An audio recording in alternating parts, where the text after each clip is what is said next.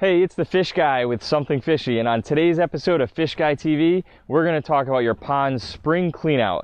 That's right, it's springtime here in New England, and it's time to get our ponds ready for the season. The most important thing for you to have a successful season with your pond is to make sure you do the maintenance right in the springtime. Everything for the health of your pond moving forward is based on the foundation of what we do in the spring. For us, we're going to do a complete cleanout, draining our pond, getting rid of all the debris so that we have an awesome season.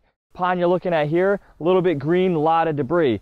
This is pretty standard for ponds this time of year that have sat over the winter. However, even if your pond's clear here in New England and it looks pretty good, it's important to do a full service on your pond, especially when you're looking at smaller ponds, less than 10,000 gallons or so. Doing a full service will prevent any future problems that could happen in July. A pond that looks clean today and you skip a spring cleanout in July could start to wreak havoc on the things that can occur with the debris breaking down, kind of like a compost pile, and that's not something we want in your pond. So the first thing that we're going to do is actually take a trash pump and drain the pond. A trash pump like this is going to handle any solids and also drain a pond this size in about 15 minutes or so. As the pond is draining, make sure you're capturing some of the water in a large enough bin to house all of the fish in your pond, because we're going to drain the pond right down, so we want to put them in their own water, contain it on the outside of the pond, like we're doing here. Now that the pond is drained, you can start the power washing. The power washing of the pond will help get the algae off the rocks and all the debris washed to the bottom of the pond so that we can then pump it out. When you're power washing, you should start in your stream and towards your biofalls. Wash all that material into your pond, and then start at the top of the pond and work your way down, cleaning all of the rocks with the power washer and getting rid of all the debris. As you're doing this, the pond, of course, is going to fill up with water, and you can just keep pumping it out as necessary. With the pond fully drained, the fish removed, and the pond power washed, it's time to consider if we're going to cut back and divide plants or not. In this case, the lilies are heavily overgrown since the pond is about 4 years old, so we're going to remove about half of them. The lilies can be saved if you get to the root ball, and some of the regular roots can be pulled up, as you see being done here. Now we can move on to cutting the irises.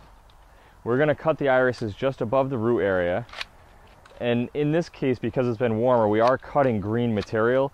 Because it's early season, that will quickly grow back. Usually this early in March, you don't even have any green material at all. The entire plant is dormant. We're going to cut it right back at this point.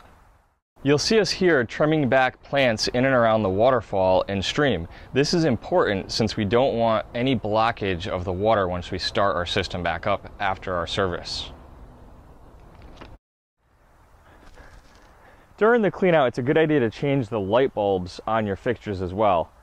As you can see here, we have a couple feet of cord wrapped around the fixture so that we could pull it out of water if needed to change the bulb.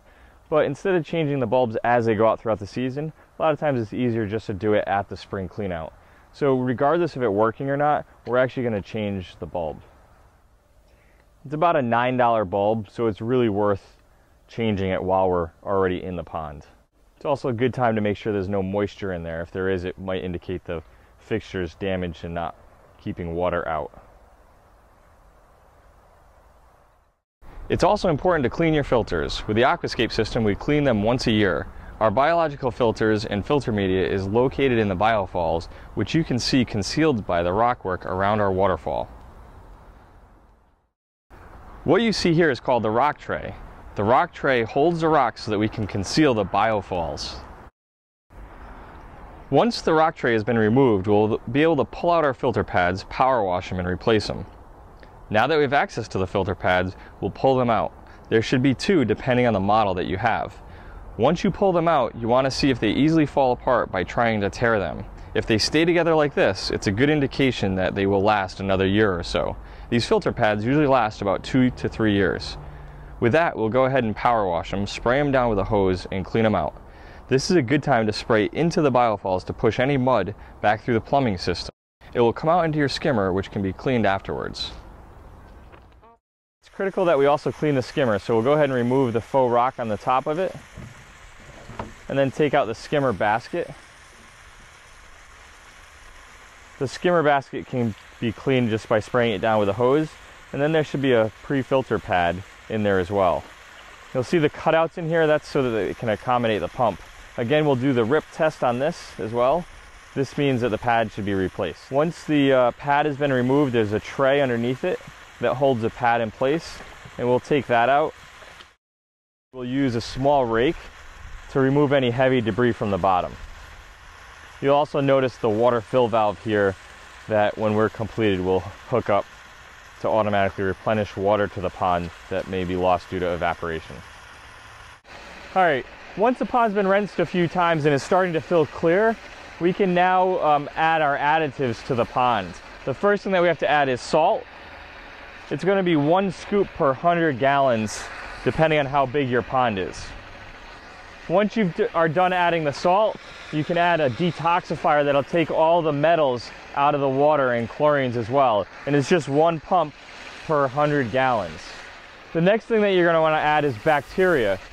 If the water temperature is below 50 degrees, you want to add cold water bacteria. Also 1 squirt per 100 gallons, depending on the pond size. You continue adding bacteria throughout the season, except once the water temperature becomes higher than 50 degrees, you're going to switch to regular beneficial bacteria, not the cold water stuff. So those 3 products are going to be critical the day of the service. Your salt, your detox, and your bacteria. With the additives in the pond, we'll let the pond fill out to about halfway and then acclimate the fish into the pond. Remember, the fish are in a container with their old pond water.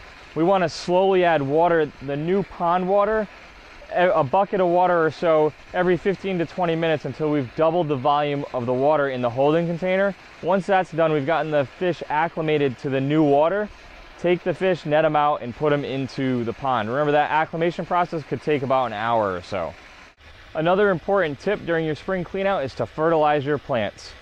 For every about gallon of root size or root ball of the plant, you want to use a couple of scoops of fertilizer. The fertilizer that we use is actually a time-released annual product, so you put it in the spring and it'll continue to fertilize throughout the season. Make sure you get the fertilizer right into the root area, so it's best to do it when the pond is drained.